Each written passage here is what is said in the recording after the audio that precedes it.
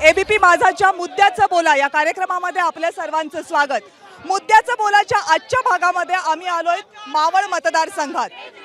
मुंबई पुणे एक्सप्रेसवेच्या एका टोकापासून ते दुसऱ्या टोकापर्यंत पसरलेला हा मतदारसंघ।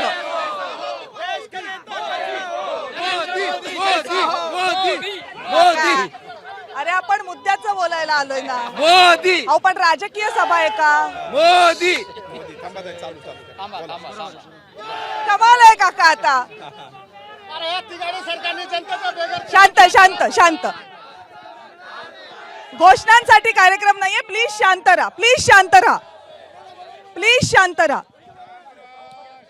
खरं तर इतक्या गोंधळामध्ये या कार्यक्रमाची सुरुवात करताना ज्या जागेवर या कार्यक्रम सुरू करतोय त्या जागेबद्दल नक्की सांगितलं पाहिजे। या जागेचं नाव आहे पिंपरी चिंचवड महानगरपालिकेचं भक्ती शक्ती उद्यान। संत तुकोबाराय यांनी महाराष्ट्राला दिलेली भक्तीची शिकवण आणि शिवाजी महाराजांनी दिलेली शक्तीची शिकवण याचा अनोखा संगम याच मातीमध्ये रुजलाय आणि महाराष्ट्राला याच संगमातून आज देशाच्या इतिहासामध्ये प्रचंड सन्मानाचं स्थान मिळालंय। म्हणूनच एक प्रचंड मोठा झेंडाही इथं उभारण्यात आलाय।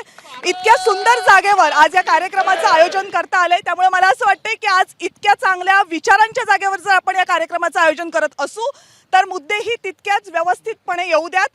पिंपरी चिंचवड महानगरपालिकेचं क्षेत्र जरी असलं तरी हा प्रचंड मोठा मतदारसंघ आहे। अनधिकृत बांधकामं असतील, जमिनींचे मुद्दे असतील, कामगारांचे मुद्दे असतील, MIDCचे मुद्दे असतील, शेतकऱ्यांचे मुद्दे असतील, आदिवासींचे मुद्दे असतील, असा प्रचंड मोठ्या 2 जिल्ह्यांना जोडणाऱ्या या मतदारसंघामधले मुद्दे आहेत। सगळ्यांकडनं मुद्दे जाणून घेऊयात, अपेक्षा करते साधक बाधक चर्चा याच्यावर होईल। सुरुवातीला तुमचे मुद्दे सांगा। सगळ्यात महत्त्वाचा मुद्दा या मतदारसंघासाठी तुमच्यासाठी कोणता?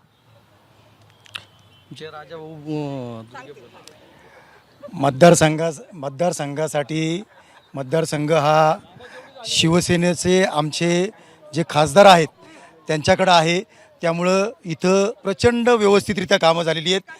त्यामुळं मुद्दा असा कुठलाही राहिलेला नाही आहे। हो झालेत ना, भरपूर कामं झाली, न भूतो न भविष्यती। मेट्रोचा विषय मार्गी लागलेला आहे, शास्त्रीकराचा विषय मार्गी लागलेला आहे, बामा आसखेडचा पाणी पुरवठा जो शॉर्टेज होता तो मार्गी लागलेला आहे। या ठिकाणी नवी मुंबई विमानतळाचं काम मार्गी लागलेलं आहे। रेल्वेचे सर्व प्रॉब्लेम इथे सॉल्व्ह झालेले आहेत। मेट्रोचा प्रॉब्लेम सॉल्व्ह झालेला आहे।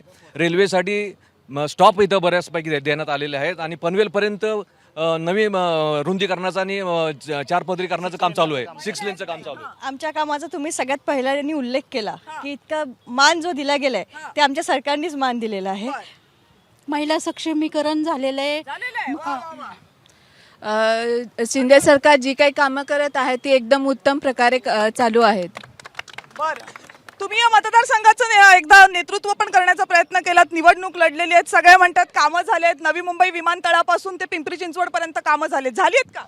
एकतर पनवेल उरण कर्जत या भागामध्ये शेतकरी आदिवासींच्या पाड्यावरती पाण्याचे प्रश्न असतील, त्या ठिकाणच्या भूसंपादनाचे प्रश्न असतील, पुनर्वसनाचे प्रश्न असतील, सिडकोचा 12.5% प्रश्न आहेत, खालच्या भागातले ते प्रश्न प्रलंबित आहेत। इथला रायगडमधले इथला 12.5% शेतकऱ्यांचा प्रश्न असेल, या ठिकाणच्या घरनिर्मितीकरणाचा प्रश्न असेल, किंवा या भागातला पुणे ते लोणावळा 4 पदरी ट्रॅकचा जो प्रश्न आहे तो प्रश्न असेल, हे सगळे प्रश्न प्रलंबित आहेत। कुठलाही प्रश्न झालेला नाही आणि खासदार म्हणून श्रीरंगाप्पा बारणे या ठिकाणी याचं प्रतिनिधित्व करतात। भक्ती शक्तीला हा कार्यक्रम होतोय। या भक्ती शक्तीच्या शेजारी 3 एकर जी जागा आहे PMRDचे, या ठिकाणी 15 वर्षे शिवजयंती अण्णाभाऊ साठे जयंती होती, मात्र मुख्यमंत्री PMRDचे अध्यक्ष झाले आणि त्यांनी ती जागा विकली। आम्ही वर्षभर आंदोलन करतोय।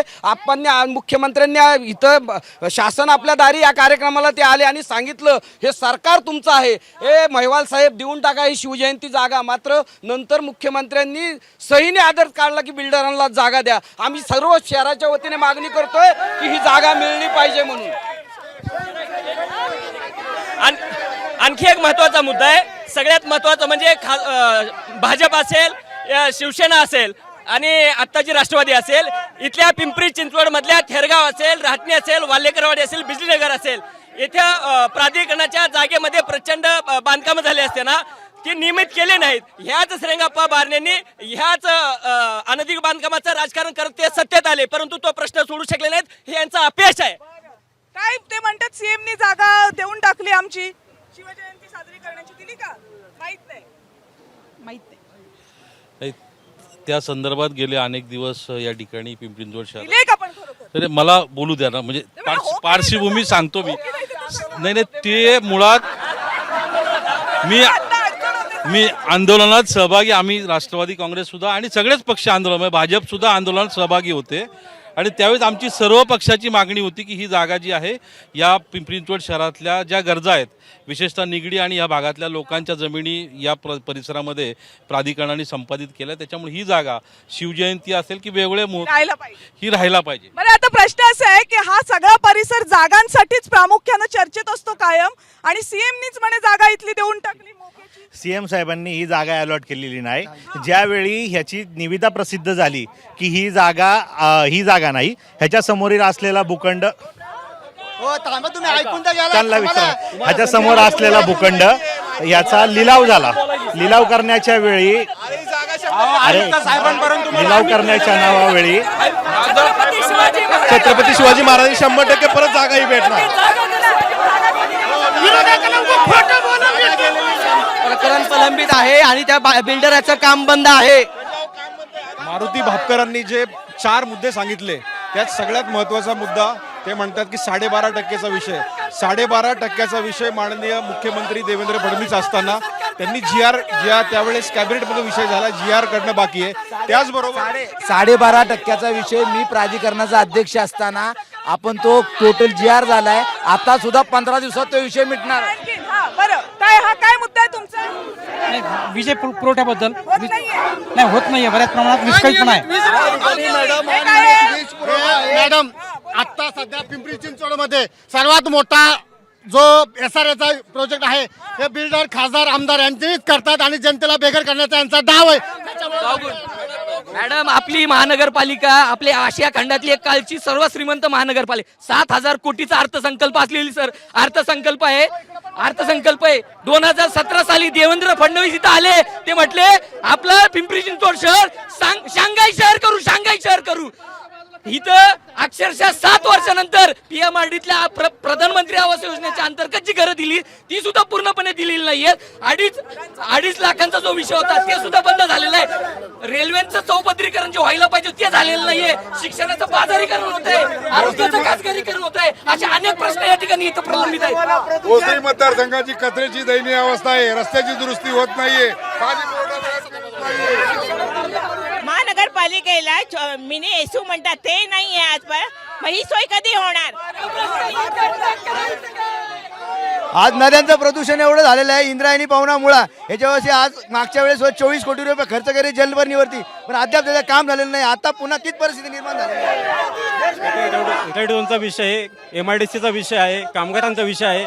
युवकांना इथं रोजगार नाहीये. युवकांना या लोकसभेमध्ये 7 MIDC होत्या. 7 MIDC मधल्या अनेक कंपन्या बंद केल्या गेल्यात. इथं युवकांना बेरोजगार करायचा प्रयत्न हा भाजपने केलेला आहे. त्याच्या सहयोगी जे पक्ष आहेत त्यांनी त्यांना साथ दिलेली आहे. आमचा निषेध असेल, 7 MIDC मधल्या कंपन्या बंद झाल्यात. वेदांता फॉक्संग बंद झालेली आहे. इथं विषय इथं थांबलेला आहे. असे असंख्य प्रश्न आहेत. मुद्दे महत्वाचे जनरल मोटर्सचा युनियनचा अध्यक्ष आहे मी. कंपनीला सुप्रीम कोर्टापर्यंत आम्हाला बेकायदेशीररित्या काढलं. सुप्रीम कोर्टाने पगार देण्याची ऑर्डर केली खालच्या इंडस्ट्रीयल कोर्टापासून. त्याच्यातनं कंपनीला पगार न दिल्यामुळे हायकोर्टाने कंटेम्प्ट पिटिशन फाईल केल्यानंतर सगळ्यांना अमेरिकेच्या CO सहित सगळ्यांना नोटीस इश्यू केल्या. त्यातनं सगळ्या अधिकाऱ्यांना वाचवण्यासाठी आत्ताच्या कामगार मंत्री महोदयांनी बॅक डेटेड क्लोजर अप्रूव्ह केले 2 वर्षापूर्वीचं. जी कायद्यात ज्या दिवशी तुमचा अर्ज असतो तो अर्जाच्या नंतर अप्रूव्ह करायचं असतं. 2.5 वर्षापूर्वीची म्हणजे 2021ची परवानगी दिली आणि सगळ्यातनं त्या अधिकाऱ्यांना वाचवण्याचा प्रकार झालाय. आता हायकोर्टामध्ये ते पिटिशन पेंडिंग आहे. राज्य सरकारला त्याच्यावरती ॲफिडेव्हिट दाखल करायला सांगितले. 2 ॲडजमेंट त्याच्यामध्ये त्यांनी घेतलेले. ऐका नाही, बाकी राजकीय मुद्दे सगळे येत राहतील, पण कामगारांचा प्रश्न हा खरंच महत्वाचा आहे. मोठ्या संख्येने MIDC आहेत आणि कामगारांचा प्रश्न मोठा आहे. त्यांनी थेट आरोप केलेले आहेत कामगार मंत्र्यांवर.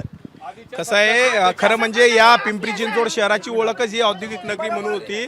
पण ज्यावेळेला या कंपन्या I2R करण्याचं काम जर कुणी केलं असेल तर तत्कालीन त्यावेळेला पवार साहेबांनी महाविकास आघाडीच्या माध्यमातून केलं गेलं आणि या कंपन्या आधीच्या सरकारने तो हे केलेला आहे, त्या कामगारांच्या संदर्भात लक्ष द्यायला पाहिजे ते दिलं नाही. महाराष्ट्राचे उद्योग मंत्री त्याचं सरकार देतंय. आणि आमचे खासदार श्रीरंगाप्पा बारणे यांनी लक्ष घालून अध्यक्षांना माहिती आहे मीटिंग लावून तो प्रश्न मार्गी लावणार आहेत आणि मार्गी लावणार.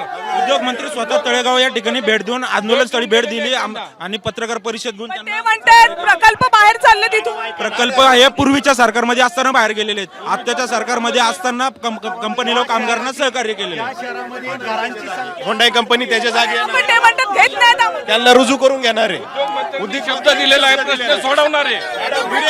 ज्या शहरामध्ये घरांची संख्या वाढत चालली आहे दिवसांदिवस, त्या शहरामध्ये रोजगार आहे म्हणून तर घरांची मागणी वाढते. ते म्हणतात रोजगार चाललाय आमचा, रोजगार व्यवसाय गेला चाललाय. असता तर शहर घराची व्यवसाय वाढली असते का? शहर वाढत गेलं असतं का? मुद्दा आहे की व्यवसाय निघून चालले. व्यवसाय जर निघून गेले असते तर लोक बी गेले असते. शहर वाढत का चाललंय? म्हणता की कामगार आणि कारखाने बंद झाल्या, पण माननीय मुख्यमंत्री देवेंद्र फडणवीस यांनी संपूर्ण भारतात असलेली जगातली सगळ्यात मोठी कंपनी मायक्रोसॉफ्ट ही मोरवाडीमध्ये आणली, 15 एकर जागा दिली. एवढी मोठी कंपनी. त्याचबरोबर हे म्हटले शिक्षणाचं, ऐका मॅडम, शिक्षणाचं महत्त्वाचा मुद्दा या ठिकाणी तुम्ही बघितलं तर शहरामध्ये एवढा कचरा व्यवस्थित 72 साली प्राधिकरण स्थापन झाले, 74 साली शेतकऱ्यांच्या जमिनी अक्वायर केल्यात, अजूनही 12.5% लोकांना दिलेलं नाहीये. महानगर 7,000 कोटीची महापालिका असताना 200 कोटी शिक्षणाला जर करतात, यांचे अधिकारी हे शहर वाढतंय, हे म्हणतात घरं वाढवतो, तर या शहराला पाणी कोण देणार? त्यांना विचारा.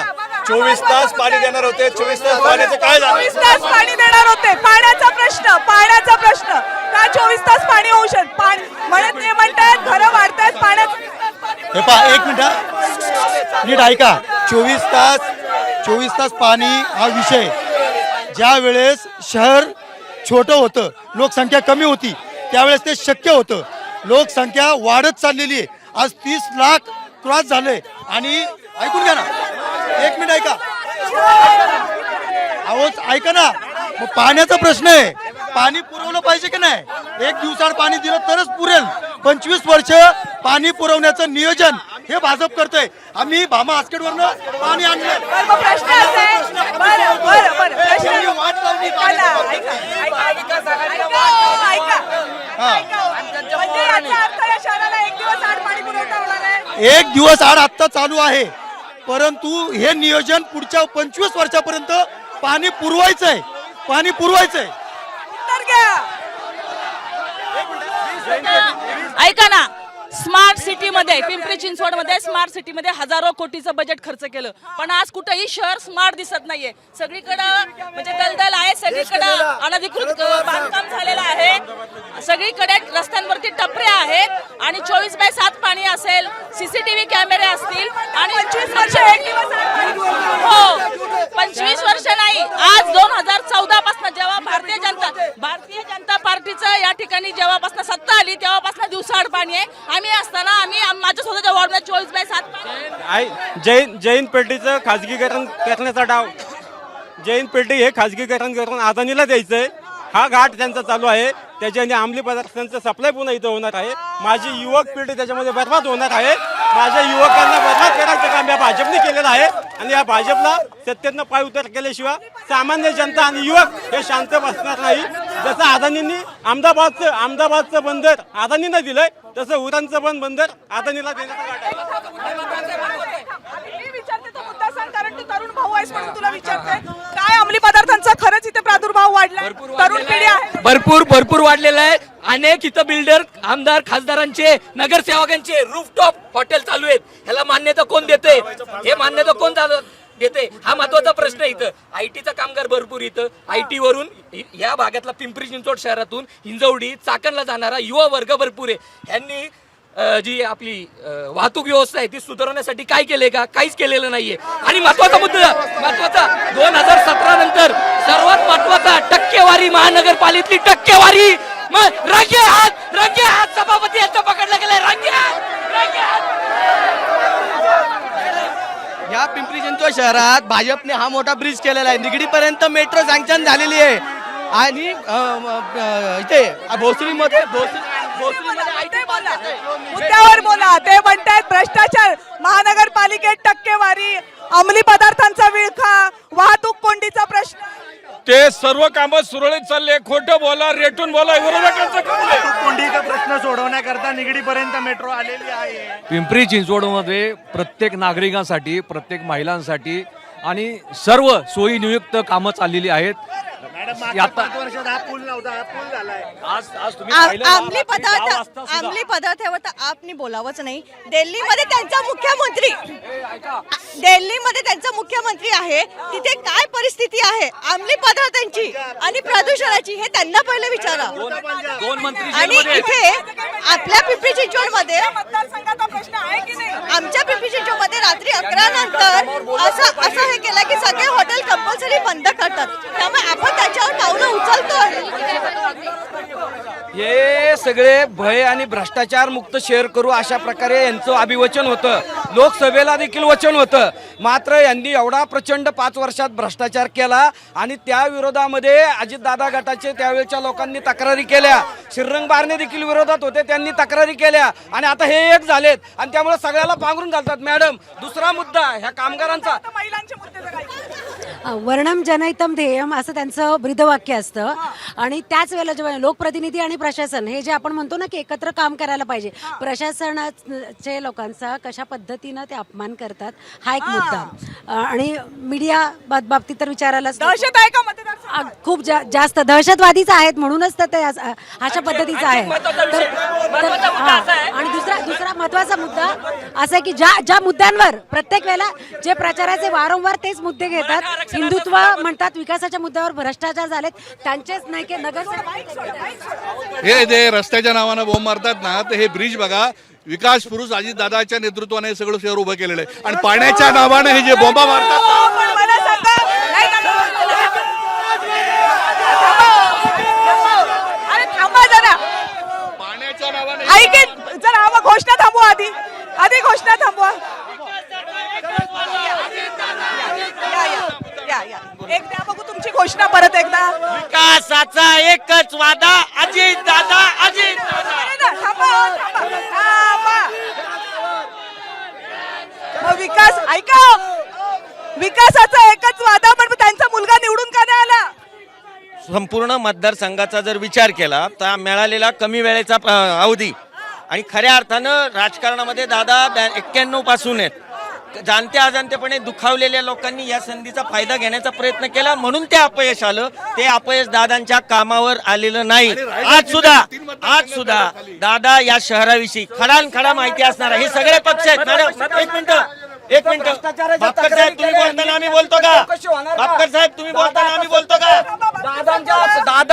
दादांच्या लोकांनी तक्रारी केल्या. त्यांनी प्रचंड भ्रष्टाचार केला, स्मार्ट सिटीत भ्रष्टाचार केला. पंतप्रधान योजनेमध्ये 1400 रुपयाचं काम 2800 रुपयाने दिलं. याची चौकशी मला हे म्हणायचं आहे की या शहरामध्ये 91 पासून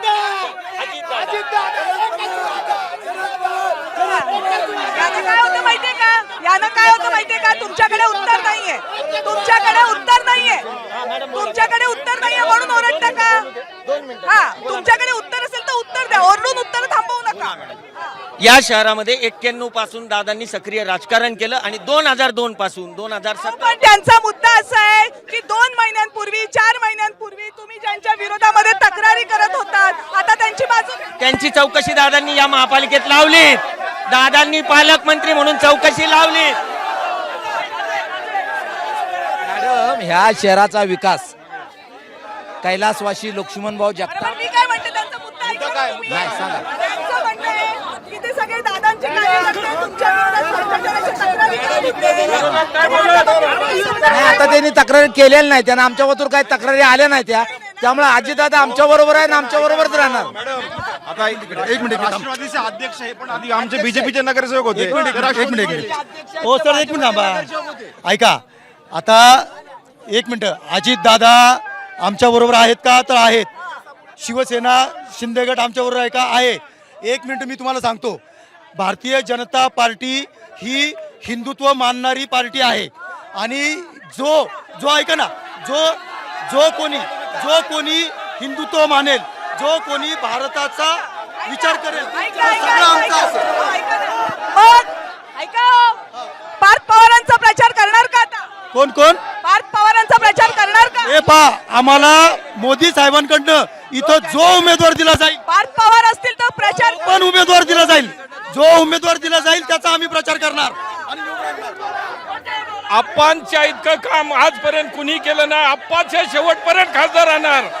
आणि आता पार्थ पवारांचा प्रचार करायची वेळ आल्यावर पार्थ पवार नाहीये, पक्षश्रेष्ठी आप्पांनाच मदत करणार. मोदी चला नवीन मुद्दा चिंचवड पोटनिवडणुकीमध्ये भाजपने जे अनधिकृत घरांचा प्रश्न, आम्ही सर्व घरं हे अधिकृत करू असं जे आश्वासन दिलं होतं, मुख्यमंत्र्यांनी येऊन आश्वासन दिलं होतं, फडणवीसांनी येऊन आश्वासन दिलं होतं. 1.5 लाख घरं आहेत. हा प्रश्न अजून सुद्धा प्रलंबित आहे. पटकन बोला. बड़े उद्योगपति छोटे उद्योगपति का शोषण कर रहे हैं. छोटे उद्योगपति आत्महत्या करने के लिए मजबूर हो रहे हैं. बीजेपी सरकार में सिस्टम बहुत खराब है. दर वर्षाला 2 कोटी रोजगाराचं काय झालं? कोरोनामध्ये दरवर्षी 2 कोटी रोजगार देण्याचं पंतप्रधानांनी घोषणा केली, त्याचं काय झालं? महागाई, बेरोजगारी प्रचंड आहे. कोरोनाच्या कालावधीनंतर सुमारे 10 लाख रोजगार बंद पडलेले आहेत. बेरोजगार लोक झालेले आहेत. गोपीचंद पडळकर सदावरते आणि सदाखोत तिथं मुंबईत बनून बसले की विलिनीकरण एसटीचं करा. काल मुख्यमंत्र्यांनी केवळ 5,000 रुपये एसटी कामगारांना देऊ केले. 5,000 मध्ये पोट भरतं का? त्यांचं वेतन वाढ नाही. 10 वर्षापासून बोनस नाही. एसटी कामगार आत्महत्या करतोय. 134 एसटी कामगारांनी आत्महत्या केली. थोडक्यात वेळ संपला. अजित पवार आणि देवेंद्र फडणवीस हे विरोधात असताना मराठा आरक्षणावरती एकमेकावर आरोप करायचे. हे म्हणायचे की या सरकारनं मुद्दा व्यवस्थित मांडला नाही सुप्रीम कोर्टामध्ये. परंतु आता सगळे एकत्र असताना सुद्धा मराठा आरक्षणाचा प्रश्न सुटत नाही. याच्यामध्ये या सरकारचा निषेध आहे. आता फक्त दोन मुद्दे आहेत. एक, या परिसरामध्ये दहशतीचं प्रचंड वातावरण आहे आणि बेरोजगारी वाढली आहे कारण अपेक्षित असलेल्या नोकऱ्या मिळालेल्या नाहीत. पटकन उत्तर द्या. हे पहा मॅडम, बेरोजगारी याच्या बाबतीत पंतप्रधान नरेंद्र मोदी जाहिराती देऊन भरती करतायत, लोकांना रोजगार देत आहेत. आणि यांच्या काळात कधीच बेरोजगारीचा प्रश्न उपस्थित केला होता. आज केंद्र सरकारच्या वेबसाईटवरती 1 लाख स्टार्टअप आहेत. त्याच्यापैकी 111 युनिकॉर्न आहेत. $1 बिलियन ऑफ रेव्हेन्यू आहे आणि त्याच्या माध्यमातून बरेचसे नोकरी सुद्धा उपलब्ध झाले. पण महाराष्ट्रातले त्यांना माहित नाहीये. दहशतीच्या विषयाबाबतीत तुम्ही विचारलं, दहशत निघून जावी म्हणून इथं आयुक्तालय भारतीय जनता पक्षाने आणलं, इथं मेट्रो भारतीय जनता पक्षाने आणलं, इथं सगळं जो काही चांगला कारभार. दावे दोन्ही बाजूनं केले जात आहेत, मुद्दे दोन्ही बाजूनं मांडले जात आहेत. खरं तर प्रचंड मोठा मतदारसंघ आहे आणि त्यामुळे या मतदारसंघातले मुद्दे सुद्धा तितकेच मोठे आणि तितकेच वेगवेगळे आहेत. काही मुद्द्यांवर चर्चा करण्याचा प्रयत्न केला. सगळेजण सहभागी झालात. आपल्या सगळ्यांचे मनपूर्वक आभार. मुद्द्याचं बोलामध्ये आज वेळ झाली आहे इथेच थांबण्याची. पाहत रहा एबीपी माझा.